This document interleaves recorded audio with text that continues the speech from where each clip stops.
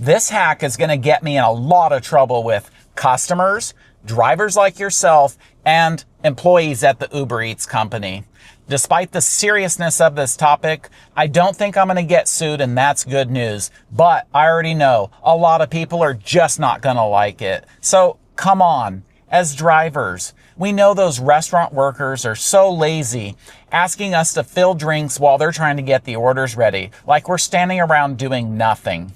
And wait a minute, I thought we're not allowed to touch the food. We're not allowed to fill drinks for the customer. We're just the driver. Yes, for food safety reasons. This gets right to the heart of the issue and what this hack is about. Before I give you this hack, I'm sure you know, food delivery drivers are part of the overall process. It starts off right away in the restaurant. All those workers, they better be washing their hands for the full 20 seconds, singing happy birthday twice. That way, everything is clean and sanitary. They start this process off being clean. How terrible is it if the customers get sick? Well, all of us as drivers and customers, go in the bathrooms of these places and see how they are. Is the soap stocked? Are the paper towels there? Do the air dryers work? Just how is the cleanliness? It's no wonder that people can get sick when you eat out. It's high risk. As a food delivery driver, and especially working for UberEats, let's represent each other well. Let's help the customer. Let's do everything possible to keep them from getting sick. And how can you do this?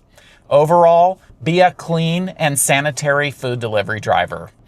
Early on, I mentioned filling drinks. Why is it that we don't do this? You know what? There are state laws for all the food delivery handlers in those restaurants, but it doesn't necessarily apply to workers like us. Our portion of this is just to deliver the food, and we want to do it in a safe manner. And I'll have you check out this information on the UberEats site. I'll link it in the video description. So here we go with the UberEats website. Check this out. It says proper delivery of orders, tips for delivery people. If you use an insulated bag, oh, wow, if, it can make for a better UberEats experience, but it isn't required unless you're delivering in a location where it's required by law. Specific merchants may ask you to use an insulated bag. And then it says you should deliver orders safely and in accordance with relevant safety standards. For example, do not tamper with or open packaging during delivery. So, wow, way to be vague, UberEats. Do you do this on purpose? I think you do. Again, state laws mandate that restaurant workers have food safety certification, and this isn't the same for food delivery drivers. Why is this, UberEats? And then looking at another portion of their website, again, I'll link it. It says, any suggestions for how to transport an order?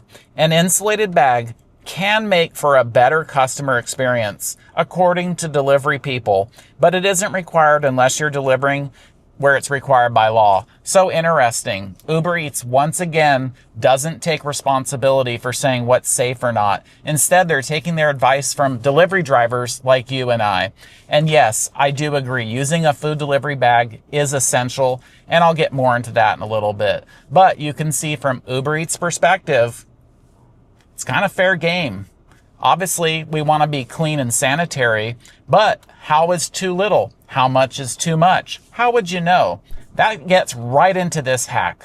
Here's the hack. What can we do about food safety? What you can do is get your food handler certification. And this is something so easy. There's many websites. It's basically under $10. It's well worth your effort.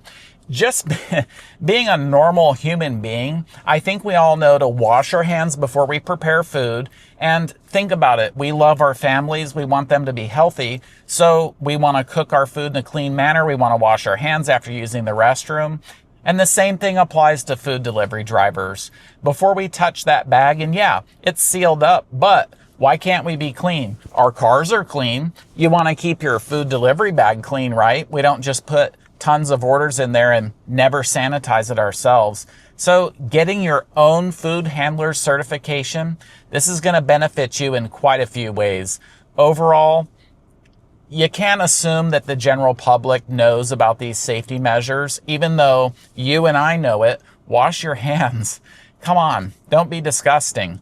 But you can't assume that the overall general public complies with these kind of things. So as food delivery drivers, having this knowledge by getting that food handler certification is going to be well worth your time. According to one website, it's under 2 hours of online training, and then you're going to be well set up to help the customer.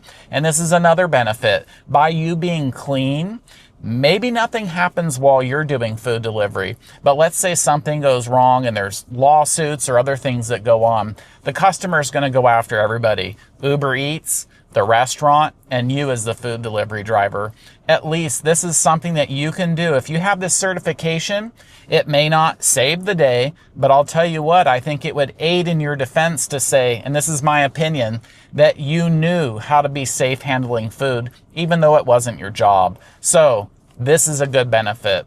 Another thing is when you interact with the customer, you're giving them good customer service. If they see you're clean and well kept, you have nice clothes, your hands are clean, your bag's clean, they're going to be a lot more at ease with you because you're bringing them their food. So your tips are going to go up as well as your ratings.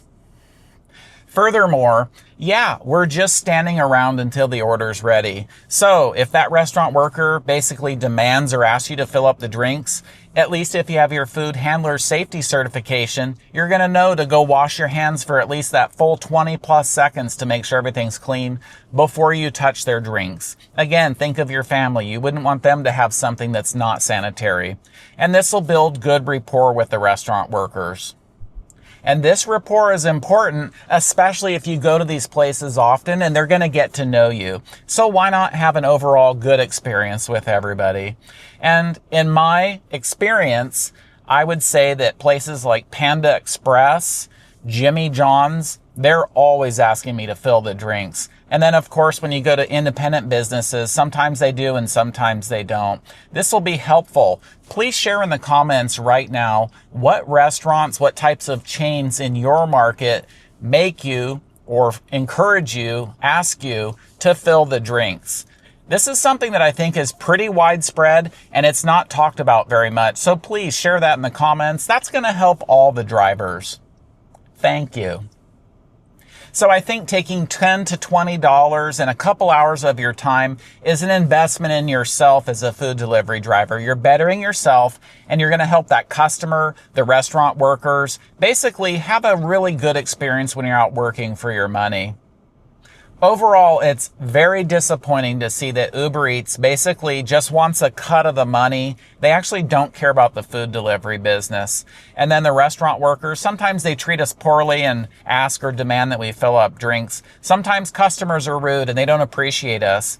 But overall, here's the bottom line. To make this whole system work, there has to be trust. And that starts off with the customer. If the customer doesn't feel safe, there's not going to be any more orders and then we won't have a job. So building trust is essential. And you know what? Things have changed. Back in the day, think of all the pizza delivery drivers. People would tip them, they'd deliver the food, no questions asked. And then primarily Chinese food restaurants. You'd always be getting Chinese food delivery. And you would immediately, as the customer, trust that driver because they work for the restaurant. Well, ever since the pandemic, things have changed. Basically, anybody off the street can deliver food to a perfect stranger. And so what happened is the restaurant owners wanted everybody to feel safe. And you know, as experienced drivers, that really is such a joke to be putting a sticker across the cup or tie the bag in a knot and then put a sticker on it. But it's building trust with the customer. So for food delivery drivers, we never want to jeopardize that. I don't want to ever contribute anything negative to that customer's experience because again, if they have any doubts, they're going to stop ordering and then we're going to be out of work. So doing a small thing like having your food handler certification is a great hack to be an awesome food delivery driver. If something goes wrong, I think it's going to help protect you against any kind of backlash from the customer or consternation from Uber Eats because you can show your certification and let them know that you care about your job and that you're there to help the customer and do it safely. Now I trust that you see the absolute value in this kind of training. You want to be the good driver out there that does things safely and profitably. And that brings up a good point. When you're busy, how do you know which orders to accept, especially when you get a bunch of them? Some may be good and some bad. How do you know which ones are the most profitable? I have good news for you. I've made a video covering this, so please watch it next, and I'll see you there.